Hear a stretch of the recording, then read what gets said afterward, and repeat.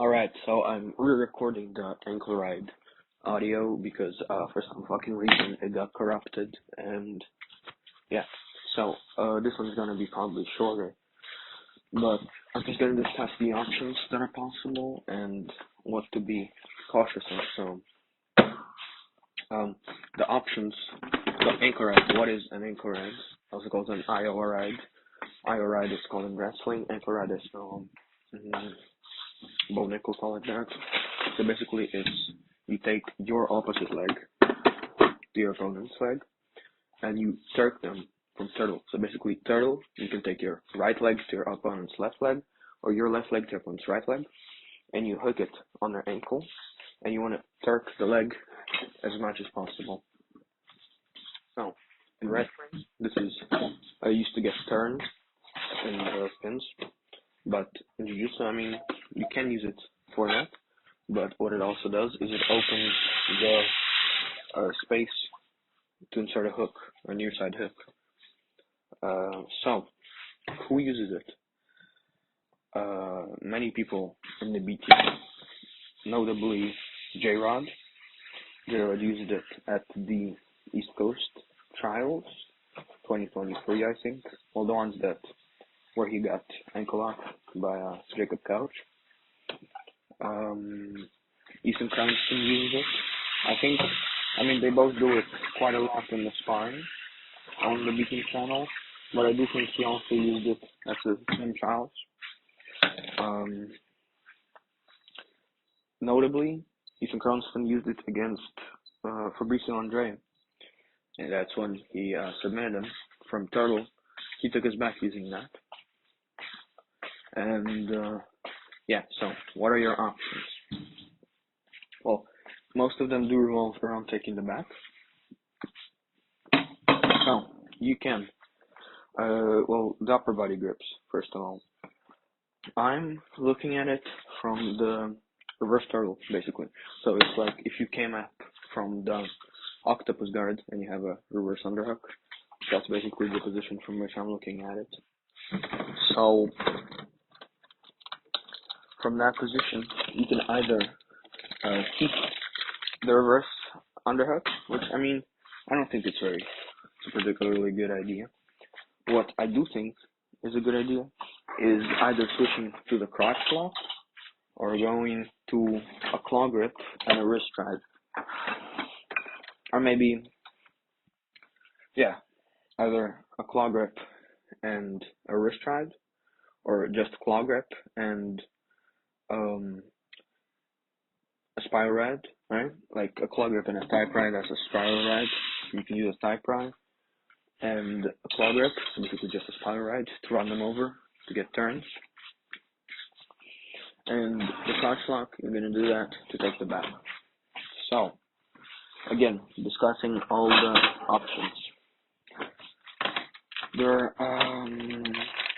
So, taking the back, right?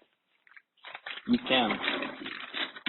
So, you need to understand the relation between how much you turk your opponent's leg and how much space it opens up, right?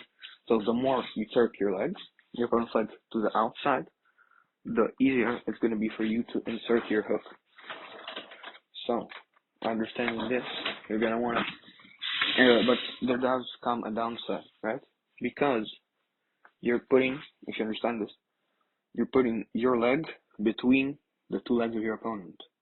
So, if you're, that way inclined, it does open up, rolling through for a leg lock, the cross fascia or a knee bar.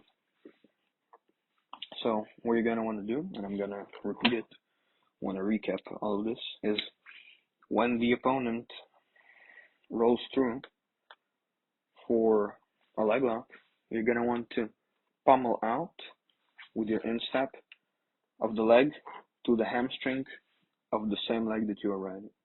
Right? So, and you're going to end up in basically a leg drag position.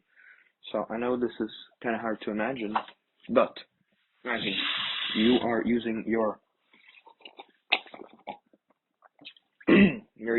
right leg to ankle ride your opponent's left leg, right? And they try to invert. So what you're gonna do is you're gonna take the instep of your right foot and you're gonna pummel it to the hamstring, the back of the knee of your opponent's left leg, and you're gonna end up in the leg drag. Right? You can go with their momentum, you can kind of disengage, but if you did this correctly and you start the leg, they try to roll through, you pummel it out to the back of their hamstring, you're gonna end up in the leg drag. And you do have to be careful of basically like the reverse false sweep when they just get a grip on your knee and they try to pull you to outside ashi. I mean, that's how Dante Leon countered Ethan Cranston doing this to him. Took his back, choked him out. But yeah, you do have to be careful of that. Careful of the leg locks when you're doing this. But this is not a position that you're going to be staying in for a long time, right? Because you're trying to either tuck the leg quickly and jump and roll through for the truck, or you're going to use the crotch lock in combination with inserting the bottom hook to pull them back to the truck, or you're just going to insert the bottom hook and place from there, either trying to pull them back or just play on top of them, right, with one hook, trying to insert the second one, maybe using a power Nelson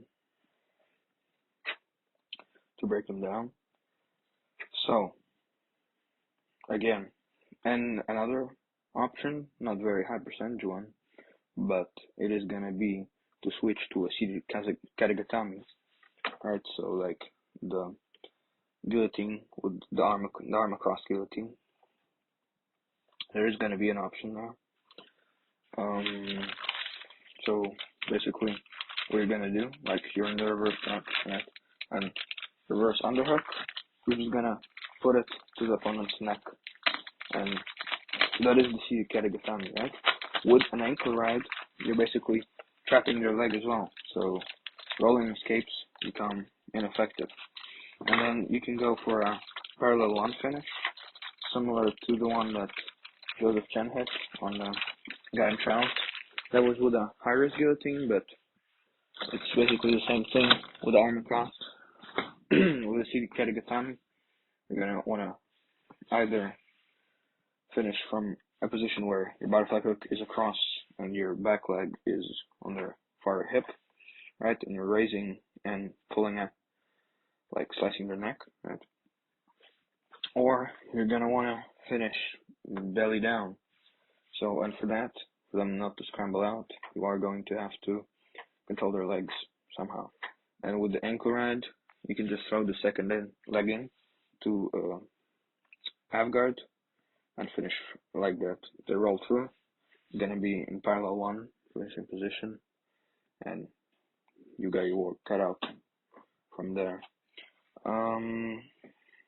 So on the other option, I think the second highest percentage one is gonna be switching to a claw grip and a wrist ride and running them over to dope mount, right? So imagine you're in the reverse turtle,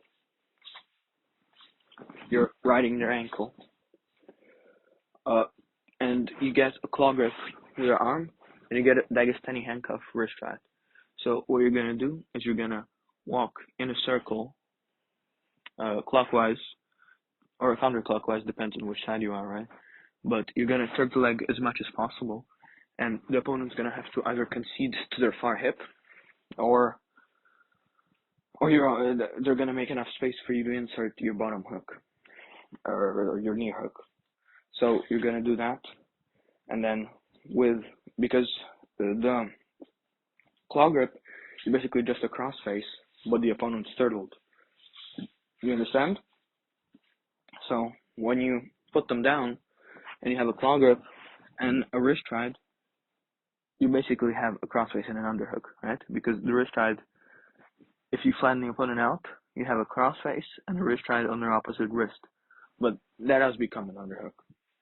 So you're going to want to walk clockwise or counterclockwise to tuck their legs, and then put forward pressure. And if you're doing this correctly, with the claw grip and the wrist rides, they can't really roll through. Or if they do, you follow them. But with the ankle rides, you're keeping that all the time. And if you turn them over to the far hip, you're going to end up in dope mount. So, of course, be careful of the saddle entry, right? Because dope mount is basically saddle, but it's a smash saddle, right? You're on top. So be careful of your opponent entering the legs. But if you have upper body grips, like an underhook and a crossface, which it is, right? You're going to get an underhook and a crossface and a dope mount. That's basically 100% mount, or you can risk it, go for a rolling back take, but that's basically the second highest percentage move on that position. So again, recapping everything, your highest percentage move is going to be with an ankle ride, what I just mentioned, getting a spiral ride and a wrist grip, walking in a circle to turk their leg, running them over, going to dope mount, crossface underhook, smash, mount. Second, and which is used the most, is basically turking their leg to insert a hook and rolling through with a crotch lock for the chop. Similar, but slightly different, is doing the same thing, turking the leg, inserting the bottom hook, and using the crotch lock to pull them on top of you. Same thing to the chuck. What the more scramble-based guys do, Gerard and Ethan, they just turk the leg and throw the hook in and roll all in one motion, and they look for scramble opportunities. But I mean, that's not very controlling, so I'm gonna stay clear from that, right? Like Gordon taking Lucas Barbosa's back in ADCC, right? It was slowly using the crossbody ride or the truck to wear him out and take his back. Same thing, same philosophy. There's no need to rush. Right? You're gonna use the ankle ride. Do one of those, or you can, of course, sit back for a seated katagatami, trapping a dharma across, guillotine to katagatami, trapping their leg with the ankle ride, going to a pseudo half guard, finishing parallel one or seated, and always be cautious of the opponent rolling through for a leg lock. That is going to be the easiest and most obvious counter that they have. When you do, pommel out your leg to the same hamstring to go for a leg drag. Don't get pulled into outside ashi with the reverse false reap. They do roll through, and you can't follow them. It is going to be preferable that you do end up in outside ashi instead of the saddle, right? But yeah, try to pommel your leg out. It's going to be easier. And going from turtles to basically leg drag, it is an improvement. So yeah, hope this file doesn't get corrupted for some fucking reason.